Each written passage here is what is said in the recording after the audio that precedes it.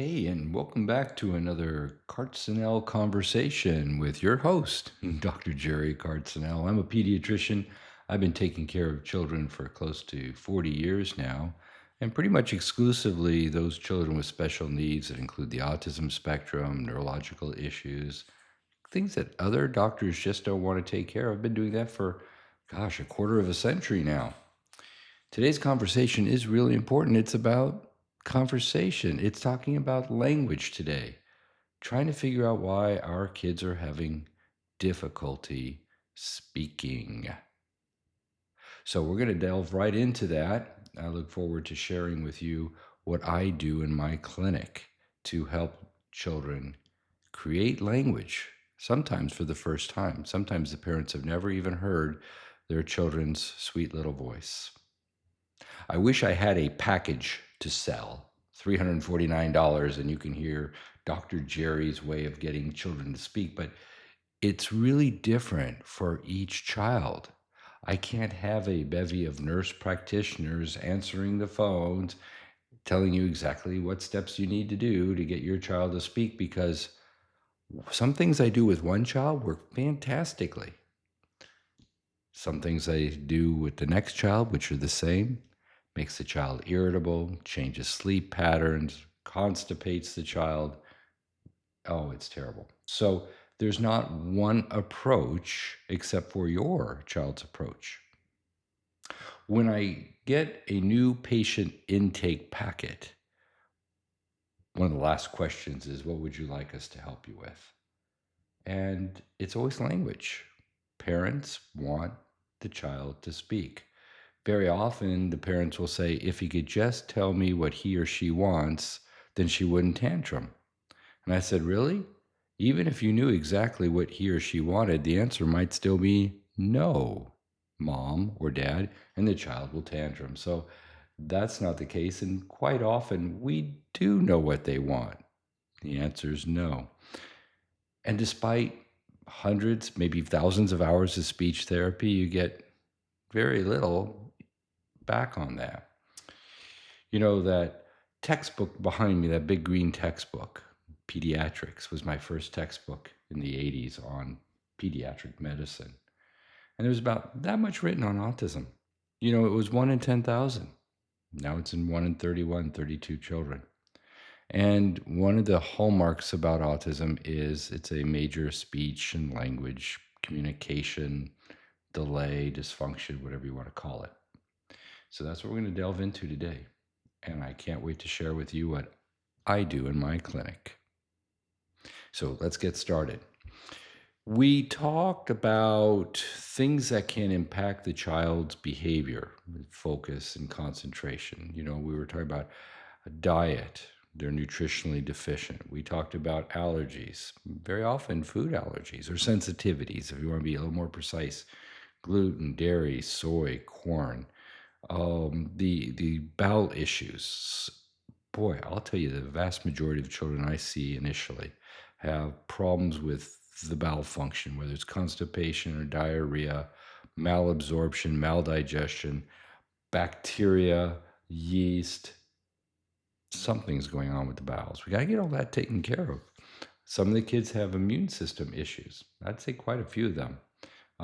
They have neuroinflammation or chronic inflammation somewhere else in the body, and that's playing a role in why the child is not able to communicate with us.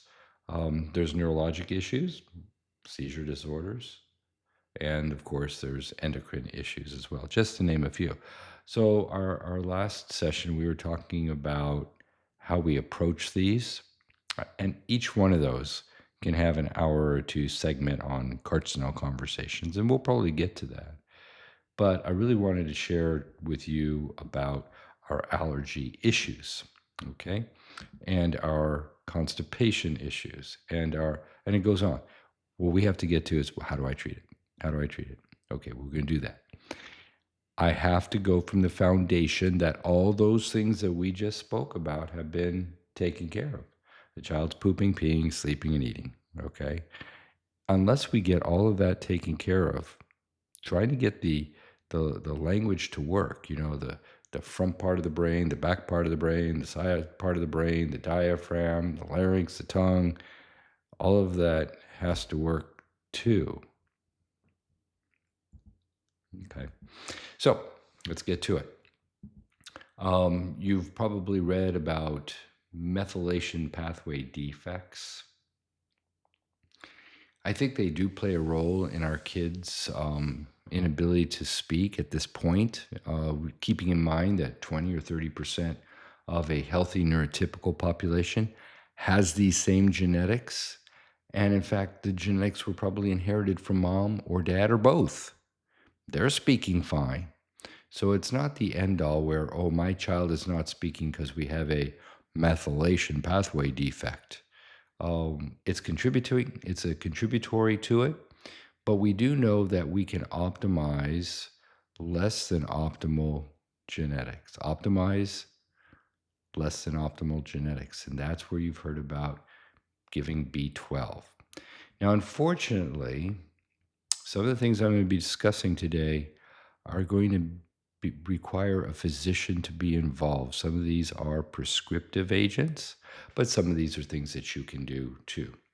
We can't talk about doses because obviously it's a different story for a 2.5-year-old or a 9-year-old or a 15-year-old. So I can just give you an idea of what I would use. Generally, once we get to the point where I'm telling the parents, okay, it's time to work on getting language, time to get this child conversational on that road, what do we need to do? I start with B12. I tend to use, because I can as a physician, B12 subcutaneous injections that I have to order from a compounding pharmacy, and they are generally given every other night. Now, a lot of people talk about very specific dose requirements for them, how much you give per this weight child. I just don't do that. I know that when I give B12 subcutaneous, I am going to be saturating all the B12 receptor sites. And what we don't need with B12, we just eliminate through the urine. So going and being specific about the doctor says this many micrograms per, I just give it. Okay. But I do have, like, if you will, a small, medium, and large dose. I can give it once a week, 3 times a week, every other night. And for some kids, even every night, the parent will tell me, the more B12 we give, the more language I get. Can we do it every night? So yes, we can. If I measure B12 levels, of course, they'll be sky high, because whenever you look at levels from a laboratory, and this tends to scare pediatricians, those are levels from a unsupplemented person, usually an adult. That sets the reference range. They're not taking supplements. So as soon as you start giving a supplement, of course, it's going to be sky high, whether it be vitamin C or vitamin D. That's just the way it is. So I don't necessarily follow blood levels. That's an important point. Now, for those of us who can't get the prescription, then we can use methyl B12 drops that we get from the big pharmacy in the sky, Amazon.com. And they work, maybe not as well. I can't tell you why. It might be because it's not absorbed well. There's several processes that have to go on inside the body to make the B12 we take orally absorbable. We don't have to talk about that, but if we don't have B12 injections available, or if this is just a child you can't get an injection into, or this is a parent who's got just no way can I give my baby an injection, then we can definitely use the B12 drops. Okay. Now they are designed to be sublingual. That's how you and I would take it. We would take a drop or two, put it under our tongue, and hold it. That's not going to happen with these kids. Don't let that scare you. They're just put it in their drink, whatever, it's going to get in. And then there are these special marketing terms. This is liposomal, and this gets absorbed in the cheek mucous membranes and stuff. And you can try all that. I'm okay with that. I don't know if that's any better, but it's worth a try. The other thing, too, is any of the B vitamins we talk about today, I also refer to them as my potential killer bees. B vitamins in some children can just make them irritable and emotional and a wreck or hyperactive or change their sleep. It could be the B12, it could be vitamin B6 in the form of P5P, it could be leucovorin, which I know you've probably heard about. It's vitamin B9. Any one of these can make our kids just jump out of their skin. Hopefully, it won't be your child. Hopefully, these things will work for your child. But just keep in mind that they can bite you, and then you can't do it. Okay, or you switch to a not a methylated form because everybody talks about methyl B12. Now we're talking about a hydroxy B12. So I've done that too, where we give B12 and it's just making the child crazy. And I'm thinking, well, before we give up on B12, let's try the hydroxy form. Okay. So anyway, that's a B12. The next thing I add is D as in dog, M as in Mary, G as in golf. Dimethylglycine. I can also use trimethylglycine, TMG. I tend to use dimethylglycine. When I go to trimethylglycine, I might be over-methylating the child and they get irritable and cranky, and I don't want to do that. So I usually start with dimethylglycine. So now I got B12 and dimethylglycine. Then I add in the leucovorin, which is folinic acid, which is vitamin B9. That is a prescription. If I have families who can't get prescription or working with people that don't have a physician, then we can use something from our friends at Amazon. And there's plenty of, L-methylfolate or 5-L-methylfolate products available, and we could use those too.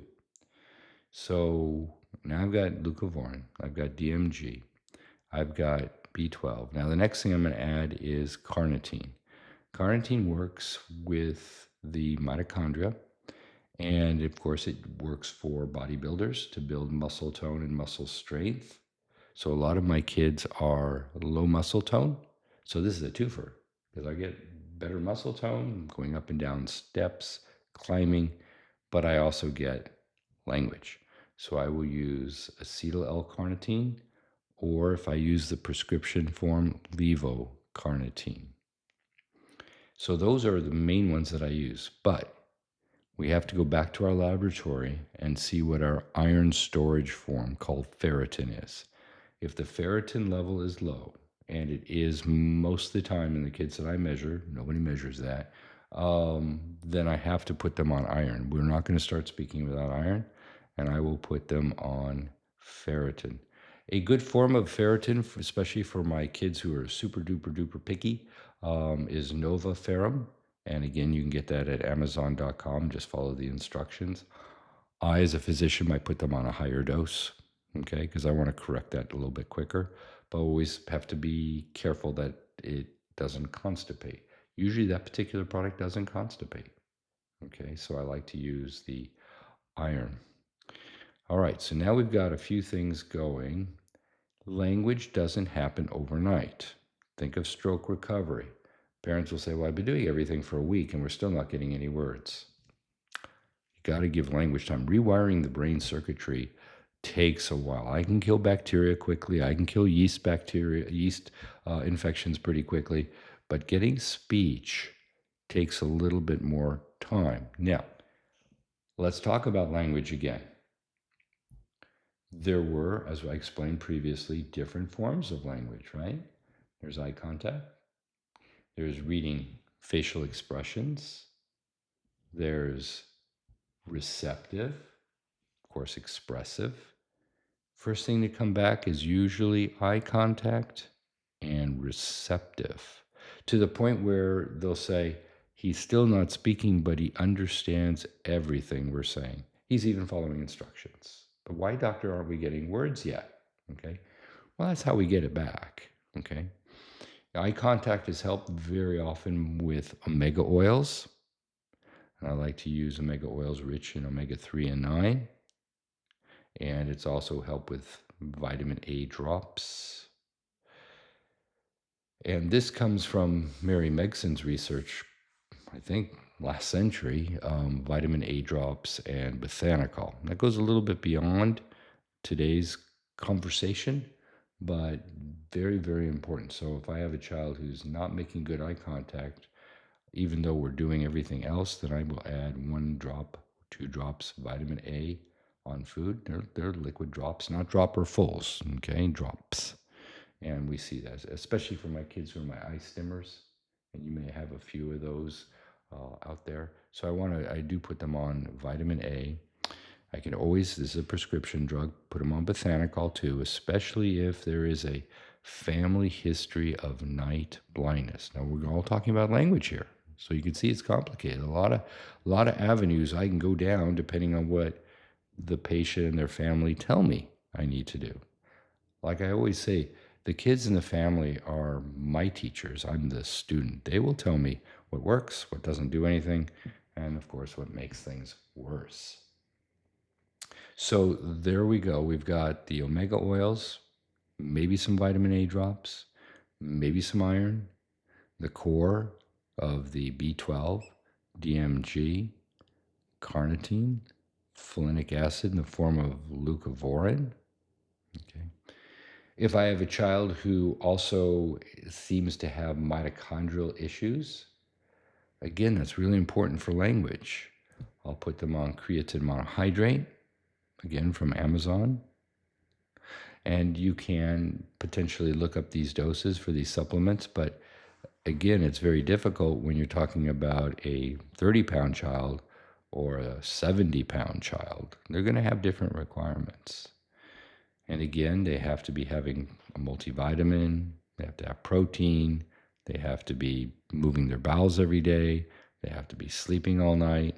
So you can see it's a concert again, like we spoke about last time. It's a concert. All these things have to be in play before we're going to get language.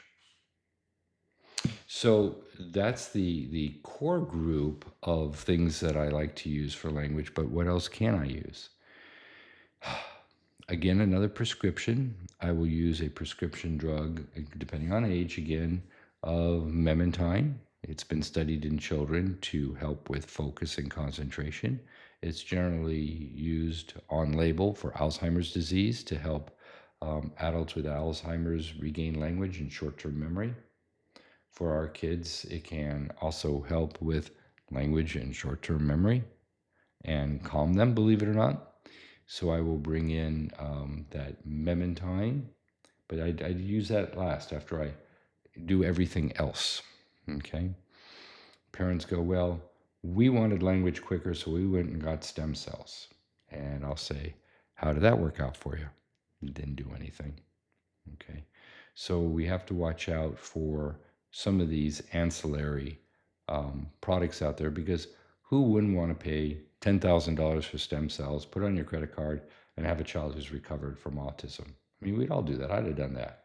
But it doesn't work that way. So just be careful on how you spend money. Another area that people work with is hyperbaric oxygen therapy. I like that one. I'm just using oxygen there, but it's very, very costly. Depending on where you are in the country or where you are in the world, it's very, very expensive.